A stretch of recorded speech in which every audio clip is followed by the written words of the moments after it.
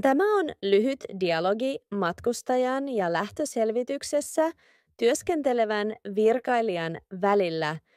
Hyvää huomenta. Minne olette matkalla tänään? Hyvää huomenta. Olen matkalla Pariisiin. Hienoa. Voisinko nähdä passin ja lipun? Kiitos. Toki. Tässä ne on. Kiitos. Laitatteko ne matkatavaroita ruumaan?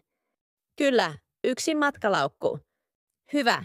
Voisitteko laittaa sen vaalle? Vamos. Erinomaista. Se painaa 22 kiloa. Kaikki kunnossa.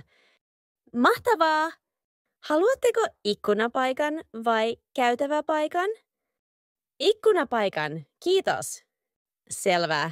Porttinne on B12. Nousu alkaa kello 10:30. Kiitos paljon. Eipä kestä.